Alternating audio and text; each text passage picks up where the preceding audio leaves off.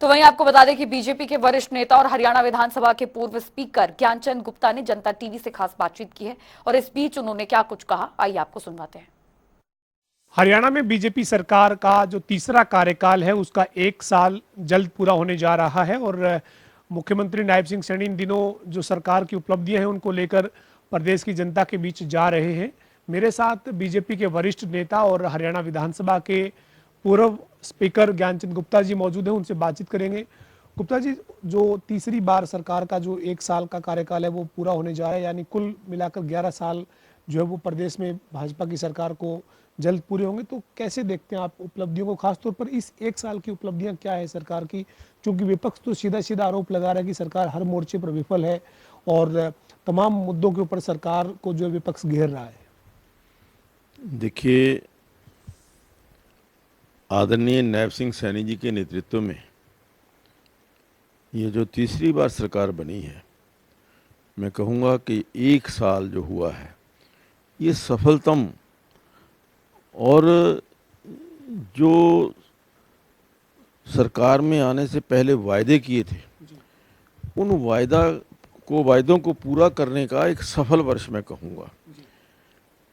जिस प्रकार से नायब सिंह सैनी जी ने अपनी उपलब्धता जनता को कराई है या जनता के बीच में हर समय रहते हैं, ये एक मैं समझता हूँ कि बहुत बड़ा मैसेज है जो लोगों के बीच में जा रहा है कि मुख्यमंत्री सरलता से उपलब्ध है।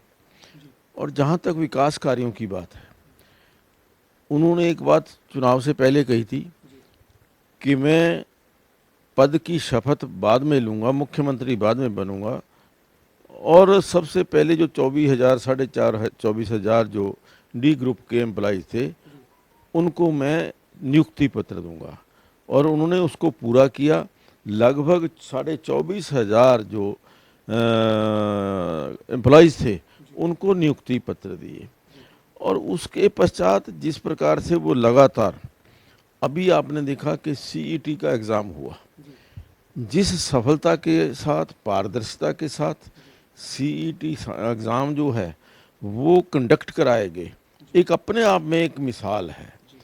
और आज जो चाहे वो 14 लाख के करीब बच्चे थे जिन्होंने एग्ज़ाम दिया, और वो सभी के सभी बच्चे ये बात को महसूस कर रहे थे कि सरकार ने इतनी बड़े काम को बड़ी सहजता के साथ किया। इसके लिए, और इसके अलावा अभी कुछ दिन पहले 25 सितंबर को पंडित दीनदयाल उपाध्याय जी के जन्मदिवस पर जिस प्रकार से लाडो लक्ष्मी योजना लेकर के आए, ये एक वायदा था जिसको नायब सिंह जी ने बड़े तत्परता से और बड़े अच्छे ढंग से उसको लागू करने का ऐलान किया। 1 नवंबर से जो हमारी बहनें हैं, माताएं हैं, जिनका 1 लाख रुपए से महीना से आय कम है, ऐसी सभी महिलाओं को 1 लाख रुपए, जो कम वाली महिलाओं को जो 2100 रुपये हैं, वो लक्ष्मी लाडो योजना के तहत उन सब बहनों को मिलने लगेंगे। आप देखिए, दूसरी तरफ पंजाब की सरकार है, 3 साल 4 साल हो, 3.5 साल हो गए, उन्होंने अनाउंस किया था कि हम अपने पंजाब के अंदर महिलाओं को 2000 रुपये देंगे, तो लेकिन आज तक वो दे नहीं पाए। और इसी प्रकार से जो अन्य, चाहे वो डेवलपमेंट की बात है, हर रोज लगभग 100-125 डेवलपमेंट के काम उनकी वो घोषणा कर रहे हैं और वो ज़मीनी स्तर के ऊपर ये कार्य पूरे हो रहे हैं। गुप्ता जी, आप सरकार की उपलब्धियां बता रहे हैं, 1 साल जल्द पूरा होने जा रहा है, लेकिन इस 1 साल में विपक्ष की भूमिका की अगर बात करें तो नेता विपक्ष का फैसला कांग्रेस ने अब कर दिया है। भूपेंद्र सिंह हुड्डा को एक बार फिर से नेता विपक्ष की जिम्मेदारी दी है। हरियाणा में जो प्रदेश कांग्रेस के अध्यक्ष हैं उसके लिए राव नरेंद्र सिंह को जिम्मेदारी सौंपी है। आप कांग्रेस का जो ये फैसला है इसको लेकर क्या कहेंगे सर?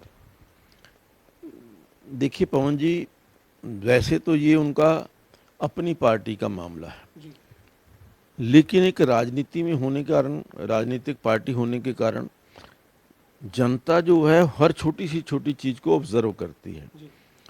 जिस प्रकार से लगभग 1 साल जो है लीडर ऑफ द अपोजिशन चुनने में लग गया, और जो कांग्रेस पार्टी के अध्यक्ष हैं, अभी उनको अपॉइंट हुए 2 दिन हुए हैं, और तरह तरह के आरोप उन्हीं की पार्टी के लोग उनके ऊपर लगा रहे हैं। भ्रष्टाचार के आरोप लगा रहे हैं, भाई भतीजावाद के आरोप लगा रहे हैं, और जो पुरानी उनकी जो सीडी वाला मामला CLU, बाहर आ गया सर। हाँ CLU की जो उन्होंने किए थे, तो मैं समझता हूँ कि कांग्रेस पार्टी के अंदर जिस प्रकार की जो गतिविधियां चल रही हैं, जिस प्रकार की परिस्थिति है, कहीं पर भी कांग्रेस पार्टी आगे कोई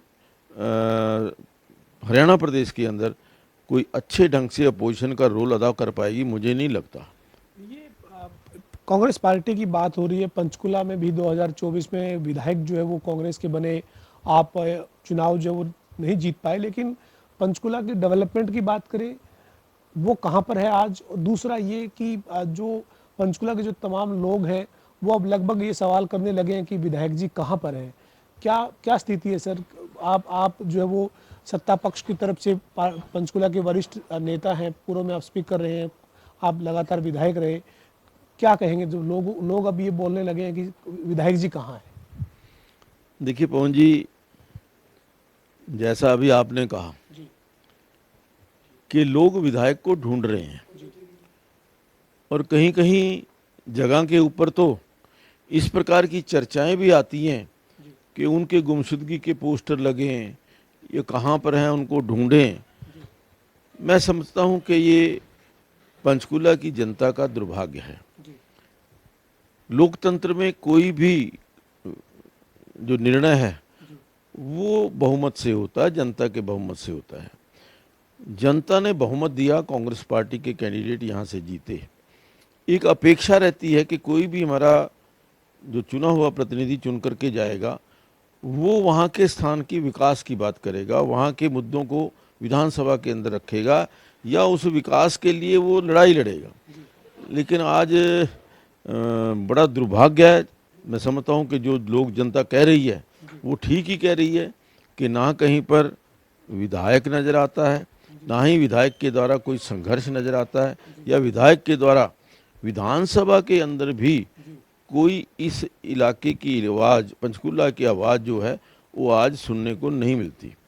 देखिए, मैंने जो निर्णय जनता का था खुशी से उसको स्वीकार किया है, लेकिन मैंने जनता से एक वायदा किया था, जीतूं या हारूं, मैं जनता के बीच में रह करके जनता की समस्याओं को मैं सुनूंगा।